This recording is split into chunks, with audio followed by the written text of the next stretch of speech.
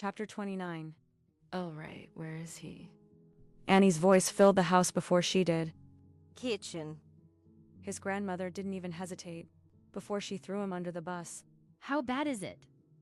Another voice. Hazel was here too. Wonderful. Pretty bad. He's cleaned the house from top to bottom and rebuilt the chicken coop. Logan frowned. Was it so bad that he cleaned when he was upset? There were worse things he could do. And he'd been meaning to fix that co-op. He just happened to have time now that the fall festival was over. And he had no beautiful new cafe owners to help. His stomach turned like it did every time he thought about the festival and Jeannie and everything that happened after it. It had been a week since he'd seen her. And since he'd had a decent cup of coffee, it was killing him. But he knew it would hurt worse if he let himself get in any deeper with her. Only for her to decide she was done with her little experiment here. He couldn't do it. Okay, Mr. Clean, drop the rag. Annie said, coming into the kitchen with a basket of muffins in her hands. Actually, he has more of a bounty man vibe going on. Hazel added, cocking her head to the side and taking in his signature beard and flannel shirt. Har. Har. Annie didn't waste time making herself at home. This was her second home after all. Had been since they were kids. Annie was one of 6 and she fell somewhere in the middle. In a family so big it was hard not to get lost in the mix. Annie loved the attention of Nana and Grandpa. And Logan liked having an occasional pretend sister around. Not that he would admit that right now when she was hustling around his kitchen making tea and sticking her nose in his business. Hazel sat at the table and grabbed a muffin, but Logan caught her stealing sad glances at him out of the corner of her eye. The exact type of look he'd been trying to avoid. Annie set down a cup of tea in front of Hazel and slid into a seat at the table. She grabbed a muffin and slowly peeled the wrapper, staring at him with that damn disappointed look on her face. He couldn't take it. Jesus, Annie, just get on with it. She pursed her lips in displeasure. What did you do? Why do you assume I did something? He tossed the dirty rag in the sink and crossed his arms over his chest. Hazel's gaze tracked his movements. His body language was defensive. That's what she'd say if she wasn't letting Annie do all the talking. For now. Well, for one thing, you and Jeannie were all cute and cozy at the festival, and then, poof, you disappeared. I didn't disappear. I'm right here. Annie frowned. And for another thing, Jeannie has been significantly less perky than usual, but she won't talk about it. His heart twisted. What do you mean? She blew out a sigh, like it was difficult to talk to someone so stupid, which was probably true. I mean, that Jeannie has been working her butt off this past week since Norman left, but she... Wait a sec. Norman left? He quit. Why would Norman quit? Hazel shrugged. All Jeannie would say is that he decided to explore other options. It was weird. Logan shook his head, sinking into a seat at the table. Annie slid him a banana chocolate chip muffin, his favorite. At least she brought snacks on this harassment mission.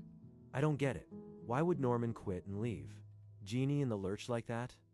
He didn't like the new management. Everyone likes her. Logan growled, hearing exactly how unhinged he sounded but not able to stop it. Annie raised an eyebrow. Some more than others. She's not gonna stay, Annie. I didn't feel like dragging it out this time. What makes you so sure? Annie looked like she might snatch his muffin back to punish him. He pulled it closer. She's considering selling. She could make a lot of money, too. This whole thing was just an experiment for her.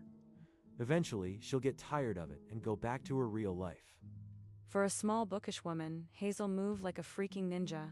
He didn't see the slap to the side of his head coming until her hand made contact with his skull. Ow, Hayes. What the hell? This is her real life. Why would she be killing herself to keep the cafe open all week, even though they're crazy short? Staffed, if she was leaving? Why would she be joining the book club and signing up for baking classes? If she didn't like it here? Why would she be falling in love with you if she didn't plan on staying? Logan choked on the muffin he had been shoving in his mouth, while Hazel delivered her gut punch of a speech. Muffin crumbs spewed out of his mouth. Annie brushed them off the table onto his newly swept floor. She doesn't love me.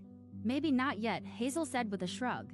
But I've seen the way she looks at you and the way you look at her. By the way, and it's not nothing, it's not the way someone looks at a passing fling. At some point, you're going to have to try again. Take the risk. Jeannie's worth it. Annie said. You need to deal with your abandonment issues.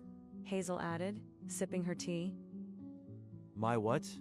Logan sputtered, and Annie smacked him hard on the back, causing more muffin crumbs to spray across the table.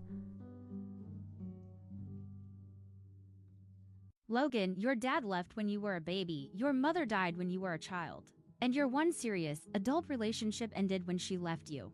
I think it's pretty clear what's going on here. Hazel pushed her glasses up her nose, while Logan stared at her in disbelief. That sounds right. Been reading a lot in the self-help section again, Hayes? Hazel shrugged. I thought we all already knew this. Logan ran a hand down his beard. Geez, Hazel. You're not pulling any punches today. He nearly laughed. Hazel's version of helpful was to lay all his bullshit out on the table and show him no mercy. But she wasn't wrong. Seeing those still-packed boxes and realtor listings shouldn't have pushed him over the edge like they had.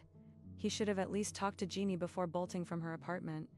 Abandonment issues. It sounded complicated, but it was simple. He was afraid of Jeannie leaving, afraid of failing again, afraid of getting hurt.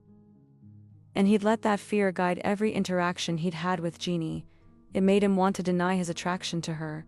It made him want to hide what was going on between them.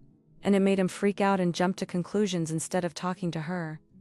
To top it off, he'd retreated to the safety of the farm and had been hiding out ever since, just like his grandfather had warned him about.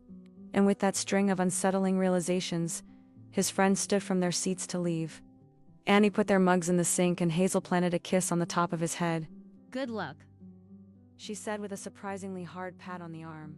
When the hell had Hazel gotten so strong? I'm sure you can fix things with her, and at the very least, you should stop in for a cup of coffee. There are rumors around town that you left on either some kind of meditation retreat or mountain climbing in Peru. Logan shook his head. Why? My dad had a dream about you and a llama on some sort of high peak or something. He wasn't totally clear. This damn town. Annie grinned on her way out of the kitchen. You love it. See you soon. He was sure his groan followed them down the hall, but they didn't look back. They'd said their piece and left their muffins. Nothing left to do now but let him stew in the information they'd laid at his feet. Norman had quit. Jeannie was still fighting for the cafe. He apparently had abandonment issues. And what the hell was he doing? Running scared. Giving up on something good before it even started. All because of what? One failed relationship with the wrong person? It was time to finally let that shit go.